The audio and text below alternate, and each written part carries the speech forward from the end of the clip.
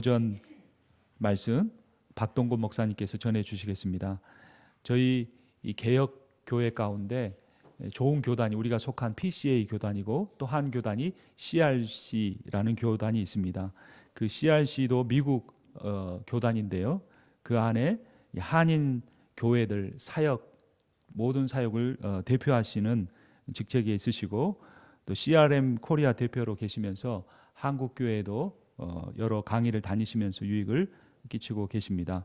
오늘 말씀 전하실 때 여러분들 믿음으로 받으시고 큰 은혜 받으시기를 바랍니다. 우리 박 목사님 나오실 때 박수로 환영하겠습니다.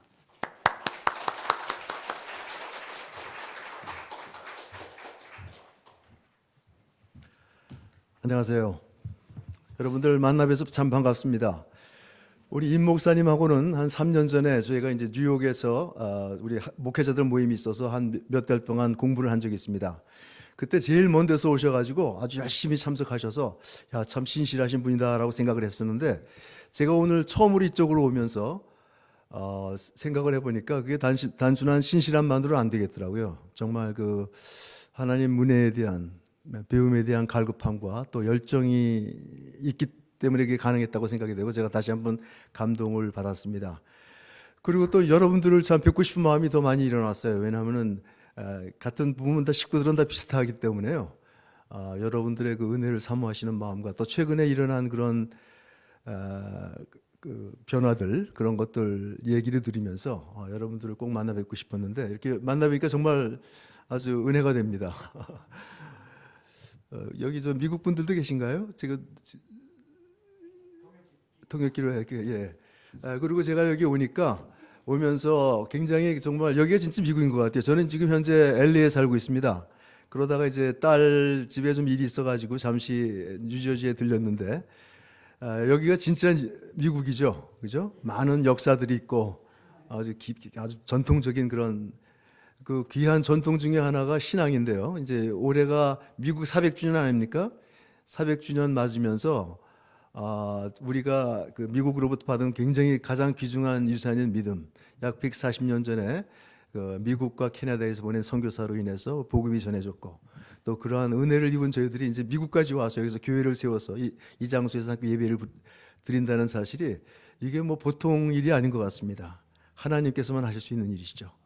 오늘 여러분과 함께 예배를 드리면서 하나님이 주시는 그런 은혜로 제가 큰 은혜를 받습니다. 우리 말씀 전하기 전에 잠시 간단히 기도하고 시작하도록 하겠습니다. 하나님 아버지 감사합니다. 오늘도 변함없는 하나님의 사랑으로 저희를 불러주시고 하나님의 아들이다 딸이라 명해 주시며 또 이제 하나님께서 주시는 은혜들을 갈급하여 모인 저희들에게 하나님께서 저희들에게 필요한 은혜들을 부어주시고 또 이제 살아나갈 수 있는 믿음으로 살아나갈 수 있는 그런 힘을 허락하여 주실 것을 믿습니다. 하나님 성령님께서 저희 가운데 함께 하셔서 저희를 하여금 믿음의 눈을 뜨게 하시고 더욱더 주님을 명확하게 바라보며 하나님의 사랑이 저희 마음속에 깊이 각인되어져서 그 정말 각인되어진 대로 저희가 살아가는 믿음과 하나님의 사랑을 의지하며 살아가는 저희들이 될 수 있도록 축복하여 주시옵소서. 감사드리며 예수 그리스도의 이름으로 기도합니다. 여러분이 이제까지 살아오시면서 많은 경험하셨겠습니다만은 때로는 굉장히 의외의 그런 경험을 할 때가 있습니다. 가령 예를 들어서 어떤 낯선 사람이 여러분에게 다가와서 내가 여러분의 집에 들어가서 함께 살고 싶다라고 이렇게 얘기를 하면 여러분 어떻게 반응하시겠습니까? 생각해 보겠다고요. 또 그거보다 더 극심하게요. 좀 더 황당한 일들이 일어날 수 있죠. 내가 굉장히 사랑하는 그 약혼자가 있는데 내가 알지도 못하는 사이에 그 약혼녀가 임신했다는 것입니다. 그러면서 하는 이야기가 이것은 하나님의 뜻이다라고 이렇게 얘기를 합니다. 여러분 이런 얘기 들을 때 어떻게 반응하시겠습니까? 어떤 느낌을 가지시겠습니까?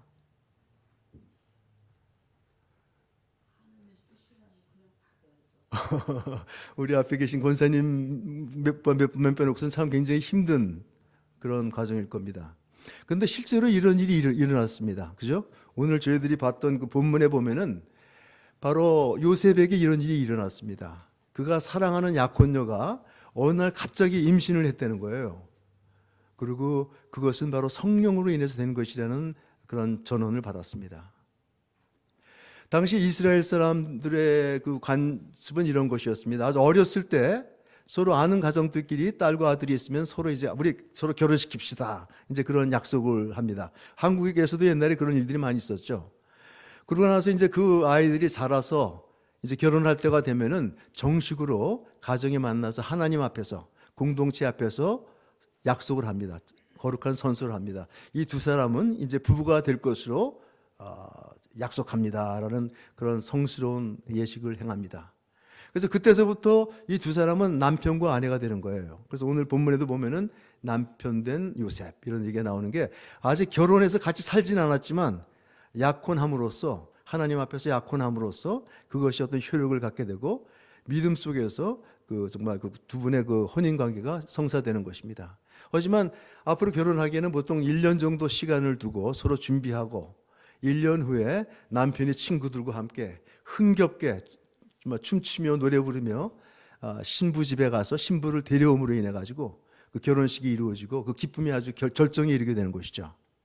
그런데 여기서 보면 아직까지 그 결혼식을 하지 않고 아직 살지 않는 사이에 이제 약혼녀가 임신을 하게 된 것입니다. 그래서 요셉은 본문에 보면 의로운 사람이기 때문에 이것을 조용히 가만히 끊고자 하였다라고 이렇게 이야기를 하고 있습니다. 즉 다시 말하면은 이걸 뭐 그냥 빅딜을 만드는 것이 아니라 그 여인의 처지를 생각해서 아무도 모르게 조용히 파혼을 하려고 생각했다는 것입니다. 그런데 그의 꿈속에 천사가 나타나서 말씀을 하시죠. 마리아가 잉태된 것은 성령으로 말미암아 된 것이니 너는 걱정하지 말라라고 말하면서 너는 그 여인을 너희 집으로 데려오기 무서워하지 말라라고 이렇게 이야기를 합니다. 여러분, 이런 일이 일어났을 때 내 약혼녀가 임신을 했는데 그것이 성령으로 인해서 됐다는 것을 믿는다는 것은 참 보통 믿음을 갖지 않고선 참 힘들 거예요. 그죠? 그 믿는다는 자체가 굉장히 힘들 겁니다. 여러 가지 감정적인 그런 갈등도 있고요. 아무리 믿음이 좋다고 하더라도 굉장히 마음이 많이 흔들렸으리라고 생각돼요. 거기다가 뿐만 아니라 그 여자를 데리고 와서 같이 부부로서 살라고 이렇게 명령을 하니까 그걸 순종해서 그대로 따라서 한다는 것은 아마 더 힘들었을 것입니다. 믿는 것과 행동하는 건 또 다르지 않습니까? 실제로 그걸 삶 속에서 그걸 받아들인다는 것은 극히 힘들었으리라고 생각합니다. 그래서 지금 2000년이 지났지만 저는 그분의 그 고뇌와 그분의 그 마음속의 갈등이 지금 마음속에도 와닿는 것 같습니다. 그런데 여러분이 아시는 바와 같이 결말은 어떻게 되었죠? 요셉은 그 말씀 그대로 순종을 했습니다. 그래서 그 여인을 데리고 와서 이제 함께 살기 시작했습니다. 이러한 요셉의 순종으로 말미암아서 어떤 일이 일어났습니까? 그 가정에서 메시아가 태어났죠. 아기 예수가 태어났습니다. 그리고 우리가 모두 다 아는 바와 같이 그 아기 예수를 통해서 모든 인류가 과거와 현재와 미래의 모든 인류가 죄사함 받는 그런 역사가 일어난 것을 우리들은 압니다. 그것만이 아니었어요. 이 땅에 오신 메시아로 인해서 이 땅에 오신 하나님으로 인해서 우리는 이제까지 말로만 듣던 그죠? 그러한 예수님을 직접 보게 되었고 만지게 되었고 시간이 지난 한참 후에도 우리는 하나님이 어떠한 분이신지 굉장히 구체적으로 정말 이 피가 통하는 사람, 피와 살을 가진 사람들끼리 서로 이해하는 것처럼 우리는 하나님을 더욱더 친밀하게 구체적으로 확실하게 이해하게 됐습니다. 예수님 때문에요. 하나님께서 예수님의 모습으로 이 땅에 오셨기 때문에 우리는 하나님에 대한 그러한 이해와 인식과 생각이 훨씬 더 넓어지고 정말 하나님을 더욱더 깊이 알게 되었습니다. 오늘 저희는 이 본문에 나온 예수님의 사건을 통해서 예수님의 탄생의 사건을 통해서 그리고 예수님의 이름이 두 가지가 나오죠. 뭐였죠? 하나는 뭐였죠? 그 이름을 예수로 하라. 그가 자기 백성을 그 백성들을 자기들의 죄에서 구할 자임이라. 예수라는 이름이 있었고 또 한 가지 이름은 뭐였습니까? 임마누엘이죠. 임마누엘이라는 이름을 가지고 오신 하나님. 그리고 임마누엘은 하나님이 우리와 함께 계시다라는 뜻이라라고 우리가 본문에서 얘기를 하고 있습니다. 그래서 오늘 저희는 그 두 가지, 예수님의 그 두 가지 이름을 가지고 두 가지 이름을 통해서 하나님이 어떠한 분이신가, 이 본문을 통해서 하나님께서 우리에게 보여주신 하나님이 어떠한 분이신가를 좀 구체적으로 생각해 보고자 합니다. 첫 번째, 예수라는 이름입니다. 오늘 본문에 보니까 천사가 꿈에 나타나서 아이가 태어나리니 그 이름을 예수로 하라. 이는 그가 자기 백성을 그들의 죄에서 구원하실 자임이라 라고 이렇게 말한 그대로 예수 이름을 지어줬는데요. 그 예수라는 이름을 우리가 생각해 보도록 하겠습니다. 그런데요, 여기서 그 예수라는 그 아기가 어떻게 태어났다고 그랬죠? 성령님을 통해서, 성령님에 의해서 잉태되었다고 말합니다. 성령님이 그러니까 그 원인이에요. 그죠? 구약 성경에 보면은 그 성령님이란 분은 어떤 역할을 하시는 분이냐면, 가장 두드러진 역할은 뭐냐면 우리들에게, 인간들에게 하나님이 어떠한 분이신가를 보여주시는 분입니다. 우리로 하여금 우리의 그 둔한 눈을 뜨게 해서 하나님이 어떠한 분인가를 알게 하시고 이해하게 하고 더욱더 가깝게 하는 그런 역할을 하는 분이 바로 성령님이십니다. 그래서 구약에 보면은 도처에 그 성령님의 모습이 나타나고요. 그때 그분들이 하는 역할은 사람들로 하여금 하나님의 임재를 깨닫게 하고 하나님을 만나게 하고 하나님의 모습을 보게 하는 그런 역할을 하는 것을 볼 수 있습니다.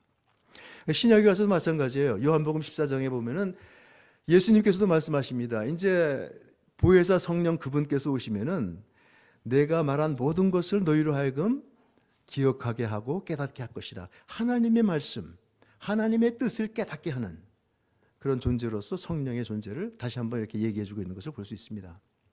그래서 우리는 오늘 이 본문에서 저희가 이제 좀 생각해 볼 수 있는 것은 성령님께서 여기서 무엇을 하시고 있는가, 무엇을 하셨는가, 그것은 예수라는 존재를 통해서 이 땅에 태어나게 함으로 말미암아 그분을 통해서 우리에게 하나님이 어떤 분이신가를 보여주신 그런 역할을 한 것을 알 수가 있습니다. 여기서 그가 죄를 모든 백성들의 죄를 사하여 줄 것이라고 말씀했는데요. 이 세상에서 우리 인간들의 죄를 사해 줄 사람은 하나님밖에 없습니다. 그죠? 아무도 우리의 죄를 사해 줄 수 없어요. 그래서 이 태어난 아기가 바로 하나님이심을 우리는 알 수가 있습니다. 그 하나님을 성령님을 통하여 우리들에게 보여주신 것. 그래서 그 아기가 바로 하나님이시고 우리 모든 죄를 용서하기 위해 오신 하나님이라는 사실을 우리는 깨달을 수가 있습니다. 그리고 두 번째는 이제 임마누엘이라는 이름인데요. 오늘 저희들의 이제 임마누엘에 관해서 좀 집중적으로 생각해 보려고 합니다. 임마누엘이라는 이름은 구약 시대에서부터 인간들이 하나님을 알 때부터 임마누엘이라는 이름이 이스라엘 민족들에게 이해가 됐습니다. 그래서 하나님께서 우리와 함께 하시는 하나님이라는 그런 개념들을 갖고 있었어요. 이스라엘 민족들도요. 그리고 자기들이 살고 있는 이스라엘 땅을 임마누엘 땅이라고도 불렀습니다. 그래서 구약에도 보면 임마누엘이라는 단어가 번번이 나오는 걸 볼 수 있습니다. 그리고 물론 현대에 사는 사람들도 임마누엘의 뜻을 잘 알고 있죠. 크리스마스를 자주 보내면서 우리는 임마누엘이라는 말을 자주 듣게 되고, 그것이 하나님께서 우리와 함께 하시는 다는 뜻이로구나. 그리고 예수님께서 임마누엘의 사실을 알고 있습니다. 그런데요, 실제로 우리가 살고 있는 모습을 보면은 사실 임마누엘 하나님이라는 것이 아주 명확하게 우리 삶 속에서 나타나는 경우는 별로 없는 것 같아요. 아마 우리들 마음속에 믿음은 그런 믿음을 갖고 있는지 모르겠습니다만 저나 여러분들이나 사는 모습을 보면요, 정말 임마누엘 하나님이 우리와 항상 함께 계시고, 그죠? 그분이 우리 삶의 모든 분야에 간섭하시고, 이런 것이 명확하게, 이런 명확한 인식을 가지고 사는 사람, 그리고 그것이 명확하게 두드러지는 그런 삶의 모습은 별로 보기가 힘든 것 같습니다. 모르겠어요. 제가 이제까지 느낀 바는 그렇습니다. 우리는 하나님은 사랑이시고 하나님께서 말씀이 육신이 돼서 이 땅에 오셨고 그 예수님을 영접하는 자들은 하나님의 자녀가 되는 권세를 얻었다. 이 말씀은 진심으로 믿습니다. 그리고 또 로마서 8장에 나온 말씀대로 이 세상의 기쁨이나 높음이나 어떤 권세나 어떠한 고난도 주 예수 그리스도 안에 있는 하나님의 사랑 안에서 우리를 떼어놓을 자 없느니라라는 그런 바울의 절절한 고백도 우리는 그대로 믿습니다. 정말 하나님의 사랑은 그렇게 막강한 것이고 어떠한 것도, 어떠한 고난도 우리를 하나님의 사랑으로부터 떼어낼 수 없다는 것, 우리와 함께 하시는 하나님의 사랑으로부터 떼어낼 수 없다는 것을 우리는 다 믿고 있습니다. 그런데 또 한편으로는요, 하나님은 사랑의 하나님이기도 하지만 또 공의의 하나님이시기 때문에 내가 믿는 자로서 삶을 살아나가면서 때로는 실수도 하고요, 거짓말도 하고 실족하기도 하고 다른 사람들의 마음에 상처를 주기도 하고 이럴 때들이 있거든요. 그럴 때면 우리는 마음에 가책을 갖게 되죠. 죄책감을 가지게 되죠. 그런 것들이 계속 되어질 때 우리의 마음속에는 자책감과 또 그리고 뭔가 두려움이 다가옵니다. 하나님께서 우리와 함께 하시는 하나님께서 이걸 다 보고 계시는데 내가 믿는다는 자가, 하나님의 아들, 딸 된 자가 이러한 삶을 살고 있다는 것에 대해서 이제 수치감을 느끼기도 하고 부끄럽기도 하고 또 굉장히 어떤 마음속에 큰 부담을 느끼게 됩니다. 그렇습니까? 여러분들 표정 보니까 잘 모르겠네요. 그리고 심지어는 교회에서도요, 우리 제일교회에서는 그런 일이 없으리라고 생각합니다만은 저는 이제 LA 그리고 뉴욕에 있는 많은 교회들을 다니면서 보면은 교회에서도 또 많은 다툼과 분쟁이 있어요. 그리고 서로 미워하고 서로에게 상처를 주고받고 그런 일들이 있습니다. 어떨 때는 뭐 친하던 사람들도 아주 철천지 원수처럼 깊이 미워하고 정말 그런 일들이 우리 믿는 사람들 사이에서도 일어나거든요. 그런 것을 보면서 우리 가운데 함께 하시는 하나님께서 과연 어떠한 마음이실까를 생각해 보게 됩니다.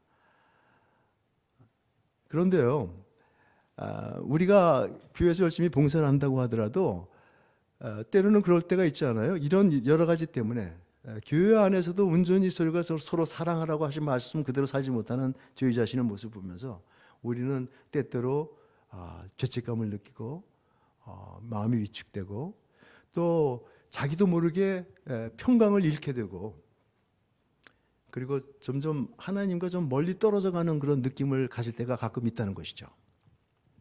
그런데 여러분, 우리는 믿음의 사람입니다. 그죠?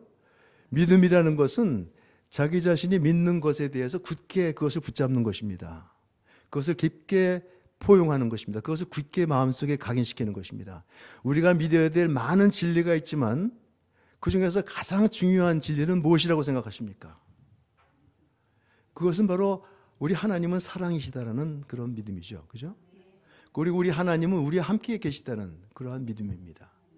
그 하나님께서 지금도 우리 예배드리고 있는 데 사이에 우리와 함께 계시고 우리 마음속에 함께 계시며 여러분들의 하나님을 향한 그 마음, 갈급함을 기쁘게 받아주고 계신다는 사실을 믿으시기 바랍니다. 근데 그 하나님은요, 처음서부터 끝까지 전혀 변함이 없었어요. 우리는 변했지만 계속 변동하고 정말 파도처럼 촐랑거리지만 하나님께서는 처음부터 이제까지 그의 마음을, 우리를 향한 마음을 한 번도 변화한 적이 없습니다. 그것은 완전한 사랑이고요, 우리와 끝까지 함께 하시겠다는 그러한 약속이었습니다. 제가 뭐 오늘 여기 여러분 그 창세기서부터 요한계시록까지 다 훑을 그런 마음은 없습니다만은 우리 처음에 창세기의 그러한 광경을 우리 한번 생각해 보십시다. 창세기 2장에 보면은 하나님께서 인간을 만드실 때 바로 하나님의 형상으로 만들었다고 말씀하십니다. 여러분 기억하시죠? 그러니까 우리 여기 계신 모습은 한 분 한 분의 모습이 하나님의 모습을 닮았다는 것입니다. 그런데 우리가 하나님의 모습을 닮았다는 것은 무엇을 의미합니까?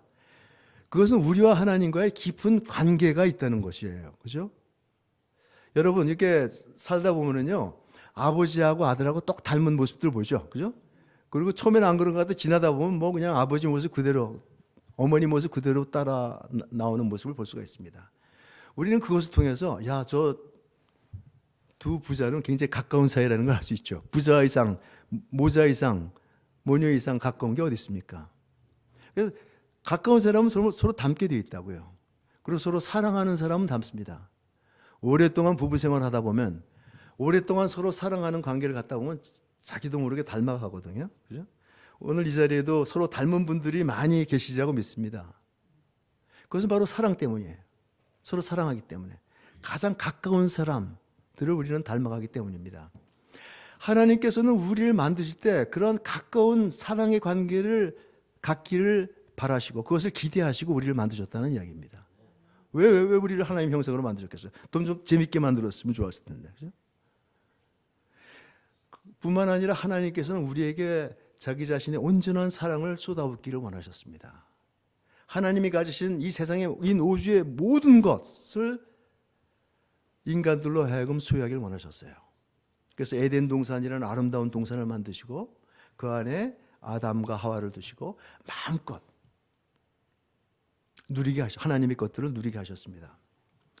그런데요, 여러분, 어떤 관계가 성립되기 위해서는 질서가 필요합니다. 어머니와 아버지 사이에, 어머니와 남편과 남편 사이에, 아버지와 어머니, 아버지와 딸 사이에 어떤 관계에 질서가 있어야 되죠. 만약 질서가 없다 그러면요, 뭐 손자가 할아버지 수염 끌어당기는 건 그건 귀엽습니다만 그래도 질서는 있어야지 관계가 유지되는 것이죠. 그죠? 그래서 하나님께서 이 정말 완전하고 축복된 그러한 관계, 하나님과 하나님의 자녀들, 인간들의 관계를 좀 더 풍성하게 잘 되게 해나가기 위해서 규칙을 하나 세우셨습니다. 원칙을 하나 세우셨어요. 그것은 뭐냐면은 하나님 아버지가 인간들을 향하여 무엇이 너희들에게 선한 것이고 무엇이 너희들에게 악한 것인지, 즉 다시 말하면 뭐가 너희들에게 유익하고 뭐가 너희들한테 해가 되는 건 내가 정하겠다라고 말씀하셨어요.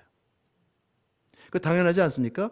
여러분 자녀를 키우면서 이 자녀들이 이제 세상과 접하게 되면서 많은 것들을 경험하게 되는데, 그리고 많은 것들을 먹게 되는데, 부모님의 가장 중요한 임무 중에 하나는 우리 아이들이 그에게 유익한 것, 선한 것들을 취하기를 원하고 악한 것들을 취하는 것을 원치 않습니다. 그죠? 당연하죠? 여러분 어떤 재벌의 아들이 있는데 태어날 때부터 뭐 재벌 아들이기 때문에 아이가 원하는 건 모든 것 다 허락하는 부모가 있다고 하면 그 부모는 좋은 부모입니까? 나쁜 부모입니까? 나쁜 부모죠. 그리고 그 아이의 장래는 뭐 보지 않아도 빤을 반짜죠. 그죠? 마찬가지로 하나님께서도 우리를 사랑하셔서 우리에게 자기가 가진 모든 것을 주기를 원하시는데, 그것은 바로 하나님과 관계 속에서 우리가 누릴 수 있는 모든 것입니다. 그런데 한 가지 원칙을 세우신 것이 선과 악은 너의 소관이 아니라 나의 소관이라는 것이었습니다. 그래서 하나님께서는 에덴 동산 한가운데 선악과를 심으셨어요. 선악과는 우리들이 보고 잊어버리지 않도록, 만약에 그거 잊어버리면 그때서부터 혼란이 일어나니까요. 관계가 망가지니까요. 그런데 인간들은 어떻게 했습니까? 그 선악과를 따먹었죠. 그죠? 뱀의 꼬임에 빠져서 선악과가 보니까 보암직도 하고 먹음직스럽도 하고, 또 이거 먹으면 하나님하고 똑같이 된다고 하니까 나를 사랑하고 정말 나에게 모든 좋은 것을 주신 하나님이시지만 나도 하나님같이 되고 싶은 마음이 꿈틀거렸던 것입니다. 그래서 그 선악과를 따먹었어요. 그 결과는 어떻게 됐습니까? 굉장히 아주 엄청난 일이 벌어졌죠. 그 약속에 끼어졌기 때문에 관계가 끼어진 것입니다. 그래서 이 죄를 지은 아담과 하와는 이제 일이 벌어지고 나서 이 일의 중요성을 깨닫고서 어떤 일을 했습니까? 도망갔죠? 그죠? 도망가서 숨었습니다. 나무 그늘에 숨었습니다. 어떻게 하나님의 눈을 피할까 하고. 여기 이제 제가 의자를 2개 갖고 왔는데요. 이게 아담이라고 하면은 아담이 하나님 아버지와 같은 좋은 관계를 가지다가 하나님이 잠시 안 보는 사이에 선악과를 따먹고 자기의 죄를 깨닫고 이제 도망갈 수밖에 없었습니다. 그래서 나무 그늘 뒤에 숨었습니다. 그때 하나님께서는 그를 그대로 내버려 두지 않으셨어요. 어떻게 하셨죠? 그들을 찾아가셨죠. 아담아, 아담아, 내가 어디 있느냐라고 찾아오셨습니다. 이 의자가 하나님이라고 하십시다. 그래서 아담을 찾아갔을 때 아담이 무엇이라고 얘기를 했습니까? 만약 그때 아담이 하나님, 제가 하나님께서 약속하신, 아버지께서 명령하신 그 명령을 어겼습니다. 제가 잘못했습니다. 용서해 주세요라고 했으면 아버지께서 용서해 주셨을까요? 안 해 주셨을까요? 해 주셨죠? 네, 저도 동감입니다. 성경에 이렇게 나와 있지 않지만 우리 사랑의 하나님께서 분명히 용서해 주셨을 거예요. 그리고 과거의 지난 죄들을 다 무효화시키셨을 것입니다. 근데 그렇지가 않았죠. 그 아담이 뭐라고 대답했습니까? 예, 저 여자가 꼬셨다. 뱀이 꼬였다. 예, 남의 탓을 대고 핑계를 댔습니다. 한 번도 그 입에서 내가 잘못했다는 그런 말이 나오진 않았어요. 근데 여러분 생각해 보세요. 우리가 세상을 살아나가는 데 있어서 마찬가지 아닙니까? 나하고 굉장히 친하게 지내던 사람이, 정말 사랑하던 사람이 그 관계에 치명적인 그런 어떤 나쁜 일을 행했어요. 그럴 때 그 사람이 자기의 잘못을 인정하고 용서를 구한다고 한다면 우리 대부분의 사람들은 받아들여 주겠지만, 전혀 자기의 잘못을 인정하지 않고 남의 탓과 핑계만 한다고 한다면 여러분 그 관계가 계속될 수 있겠습니까? 계속될 수 없죠. 아마 마찬가지 사정이 아니었겠습니까? 하나님도 뭐 더 이상 하실 말씀이 없었어요.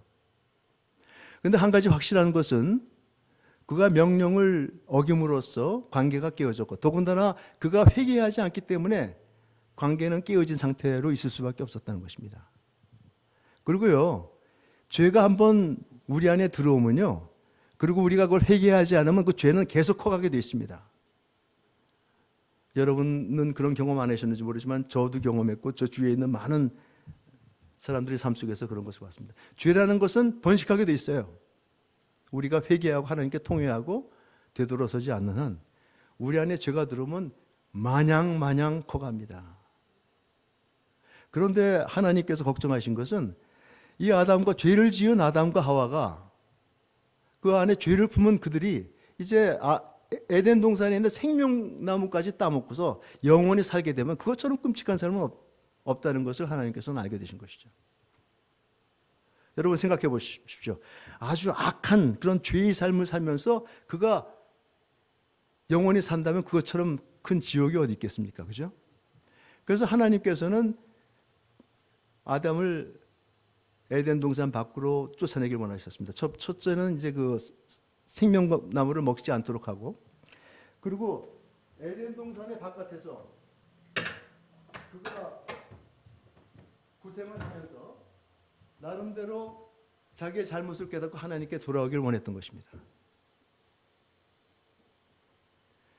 그런데 아담이 이제 에덴 밖으로 쫓겨나서 그 가시떨기와 엉겅퀴 가운데서 땀을 흘리며 노동하면서 먹고 사는 동안에도 하나님께서는 그를 그대로 내치워 두셨을까요?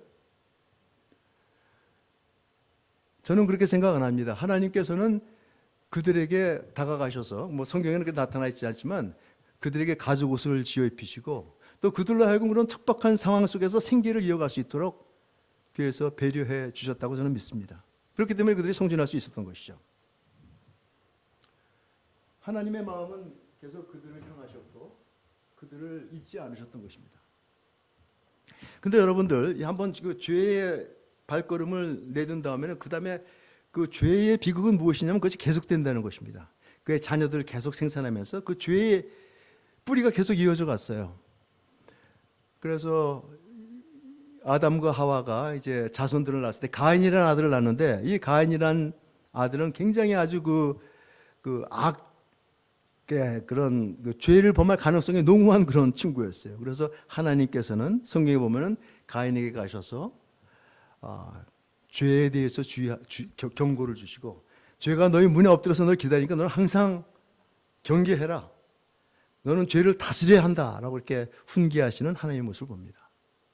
그리고 그 가인이 드디어 자기 동생 아벨을 때려 죽이는 그런 참혹한 인간 최초의 살인을 범했을 때도 그때조차도 하나님께서는 그를 내치지 않으셨어요. 하나님께서는 그 가인에게 가인이 생명을 유지하도록, 그에게 가인의 피를 주셔서 다른 사람으로 하여금 그를 죽이지 못하도록 배처하시고 그가 성으로 돌아가서 숨어 들어가서 살 수 있도록 배려해 주신 것을 우리는 성경에서 읽을 수가 있습니다. 지금 무슨 얘기냐면은 그렇게 최악의 상태에서도 포기하지 않는 하나님의 모습을 우리는 보게 되는 것입니다. 아마 죄 안에서 생명을 잃는 것보다 그들이 생명을 연장함으로써 그들이 회개하고 하나님께 돌아올 수 있는 그런 기회를 하나님께서 허락하신 것이라고 저는 생각합니다. 그 이후에도 역사는 계속 되어지죠. 역사는 계속 되어집니다. 그 죄의 자손들, 이스라엘 자손들은 계속 번성했지만 그들은 항상 하나님보다는 이 세상을 더 구했고 세상에서의 그런 악들을 더 즐겨했어요. 그래서 이방신들을 섬기고 하나님이 하지 말라는 것들은 아주 골라가면서 하는 그런 모습들을 보게 됩니다. 그러다가 죄의 결과로 말미암아서 고난들을 당하게 되죠. 주위에 있는 그런 다른 이방 민족들이 들어와서 그들을 괴롭히고 음식을 뺏어갈 때 그들이 이제 절대절명의 그러한 순간 속에서 자기들의 생명을 위해서 하나님께 부르짖습니다. 그럼 하나님께서는 그들을 들으셨어요.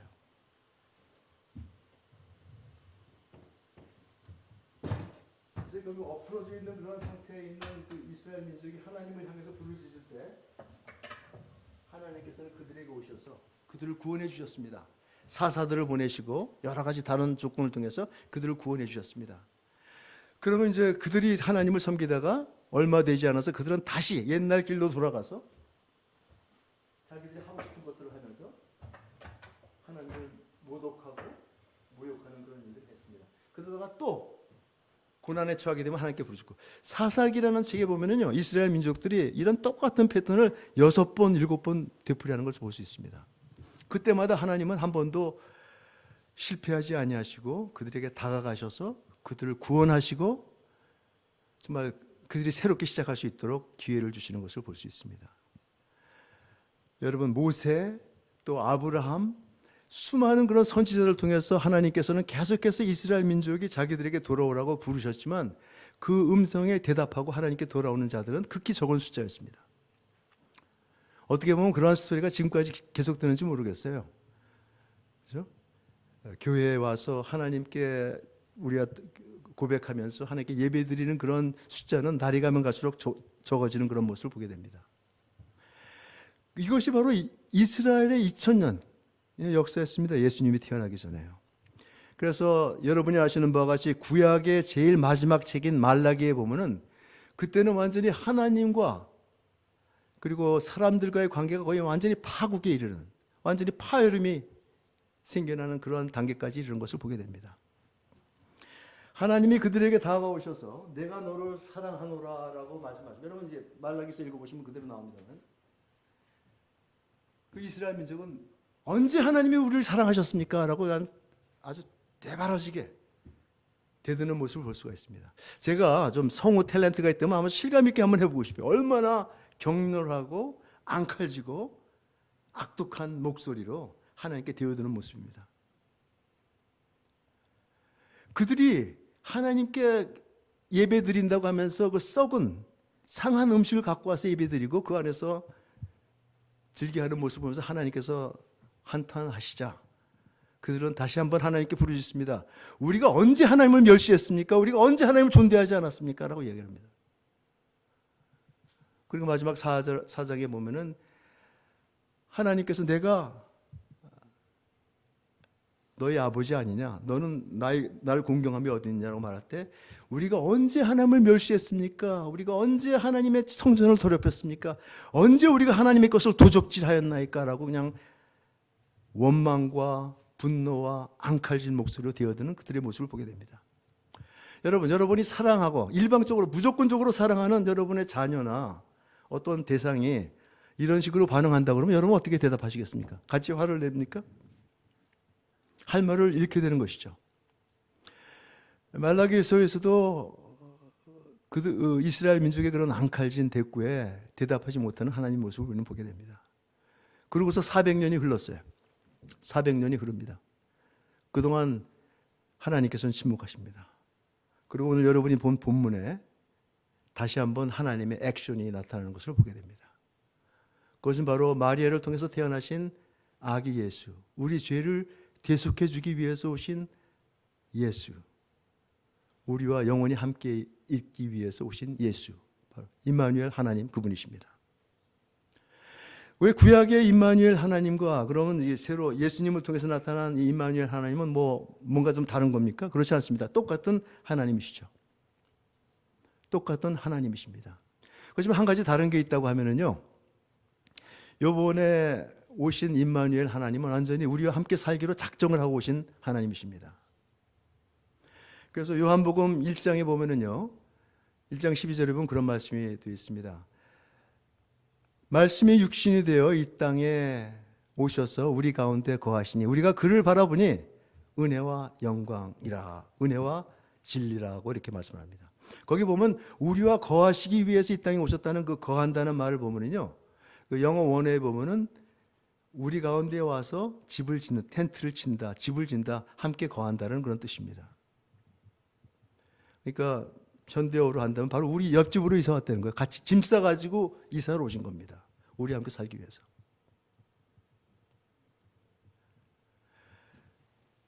그 하나님은 우리와 함께 하기를 원하시고 더 깊은 열정을 갖고 계셨습니다. 그래서 요한복음과 또 이제 다른 데서 보면 그 하나님, 계시록 3장 20절에 보면은 누구든지 나를 영접하는 자는, 예수 그리스도를 영접하는 자는 하나님의 자녀가 되는 권세를 얻는다라고 말씀하실 뿐만 아니라 누구든지 내 음성을 듣고 문을 열면 내가 그에게 들어가 그로 더불어 먹고 그는 나와 함께 먹으리라고 말씀하십니다. 즉 다시 말하면요, 끊임없이 인간들을 찾아가시던 그 하나님께서 이제 우리와 함께 살기 위해서 오셨고, 누구든지 예수 그리스도를 주로 영접하는 사람들의 마음속에 들어가서 그와 함께 영원히 거하시겠다고 말씀하십니다.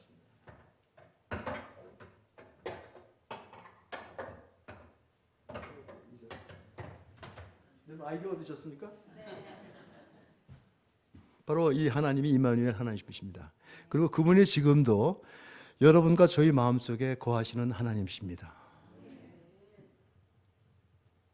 우리와 함께 거하시기로 작정하시고 오신 하나님, 그분은 우리가 쫓아도 아마 나가지 않으실 것 같아요. 너희 부모는 너를 버리시면 나는 너희를 버리지 아니라고 말씀하시고요, 세상 끝까지 내가 너와 함께 하시라고 약속하십니다. 그분은 바로 우리가 예수를 주로 고백했을 때 우리 마음속에 들어오셔서 거하시기 시작하신 바로 그 임마누엘 하나님이십니다. 그렇다고 한다면 우리가 어떻게 이분과 함께 동행을 하겠습니까? 어떻게 정말 우리 안에 있는 예수님을 우리가 제대로 인식하고 이제 그분과 함께 사는 삶을 살아갈 수가 있을까요?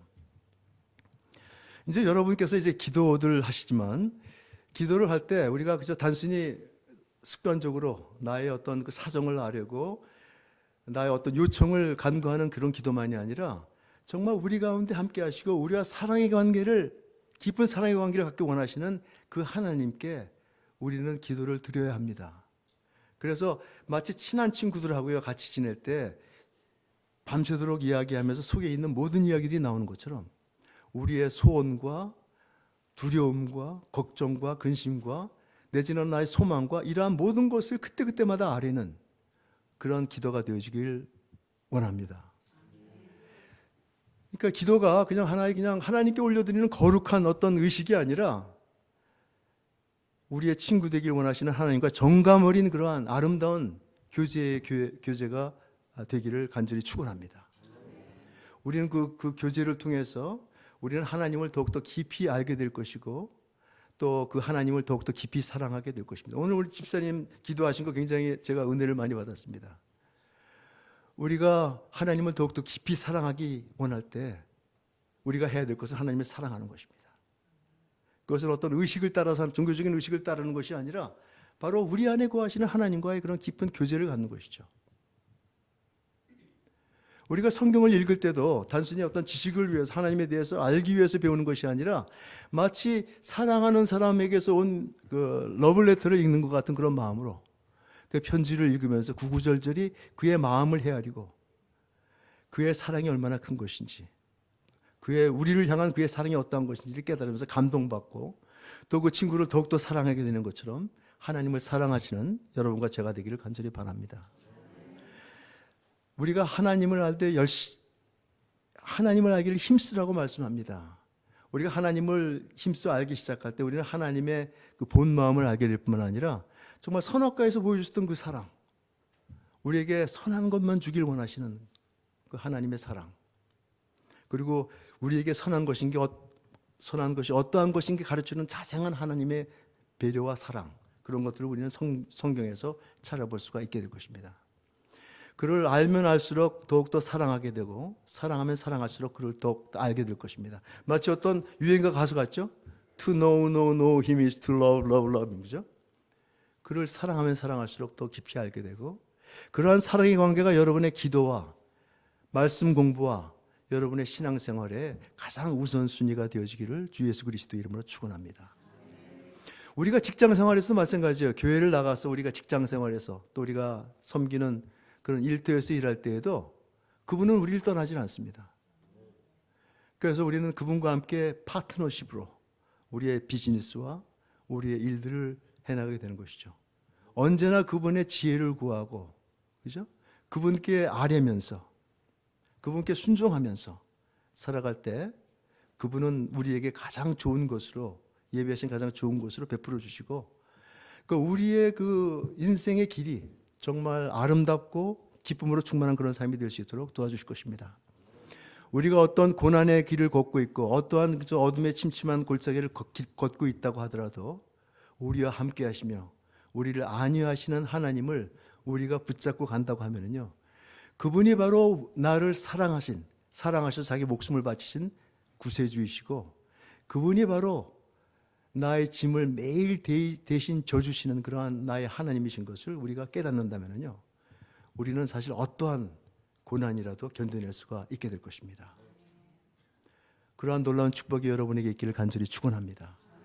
요한복음 15장 여러분 잘 아시는 말씀은 내가 너 안에, 너가 내 안에 있으면은 너의 삶은 많은 열매를 맺게 될 것이라고 말씀합니다. 우리는 이제까지 솔직하게 말씀드려서 우리가 스스로 우리의 인생의 삶에서 우리가 원하는 그런 열매를 맺기 위해서 무지 노력했어요. 그리고 지금도 하고 있습니다. 그렇지만 우리가 이제 임마누엘 하나님을 모시는 자로서 우리의 기여를 좀 바꿔보면 어떨까요? 우리가 그와의 밀접한 관계를 가짐으로써, 그와의 사랑의 깊이, 심연 속으로 깊이 들어감으로써 우리가 하는 것이 아니라 그분이 약속하신 대로 그분이 원하시는 열매를 우리 삶 속에 맺을 수 있도록 내어드린다면 어떻겠습니까? 하나님께서는 분명히 그의 약속을 이루실 것이고요, 우리가 생각하고 바라는 이상으로 넘치는 그런 놀라운 축복과 풍성한 열매와 은혜로서 우리의 삶에 함께 하실 것입니다. 성경은 그것이 바로 하나님께 영광 돌리는 일이라고 말씀하고 있습니다. 오늘 예배를 드리고 이제 남은 행사들, 그리고 집으로 돌아가셔서 또 내일 일터에서 시작하실 때 정말 임마누엘 그 하나님께서 사랑의 하나님이시고 창세 전부터 우리를 사랑하시고 우리를 예정하시고 우리를 한 번도 떠나지 않은 그 하나님께서 지금도 우리와 함께 하신다는 그런 명확한 인식을 가지고 마음속에 새기고 살아갈 때, 그런 얘기가 있잖아요. 우리는 우리 마음속에 새겨진 대로 살아간다고 이야기를 합니다. 바로 그 임마누엘 하나님이 우리 마음속에 깊이 새겨질 때 우리 인생은 변화될 것입니다. 하나님이 원하시는 그런 아름다운 삶으로, 아름다운 열매로, 아름다운 축복으로 모든 사람들에게 축복이 되어진 그러한 삶이 되어질 것입니다. 이러한 놀라운 축복과 은혜가 여러분과 저희 삶에 있기를 간절히 축원합니다. 기도하시겠습니다. 하나님 아버지 감사합니다. 오늘도 하나님이 주신 말씀을 통해서 하나님이 어떠한 분이신지, 그 하나님과 제가 어떠한 관계에 있는지를 다시 한번 생각해 보았습니다. 변치 않는 하나님의 사랑, 변치 않는 하나님의 말씀, 변치 않는 하나님의 은혜와 용서가 지금도 우리와 함께 하십니다. 하나님, 이것을 저희가 이제 붙잡고 가는 삶이 될 수 있도록 은혜를 내리워 주시옵소서. 세상은 정말 변화되지 않고 날이 갈수록 각박해져 가지만 우리 안에 거하시는 임마누엘 하나님께서 강한 분이시기에 우리는 어떠한 세상의 고난과 환난도 능히 승리할 줄 믿습니다. 하나님과 함께 동행하는 이 삶이 정말 이제까지와 다르게 봄철과 같은 그런 꽃피는 그런 길이 되게 하시고, 저희가 이 땅에 태어나서 느끼는 그러한 보람과 기쁨과 충만함을 계속 느끼면서 하나님을 찬양하며 살아가는 그런 삶이 될 수 있도록 은혜를 내리워 주시옵소서. 이제까지 함께해 주신 하나님, 그리고 저에게 더 큰 복과 은혜와 사랑을 부어주시기 원하님을 하나님을 찬송하며 주 예수 그리스도 이름으로 기도합니다. 아멘.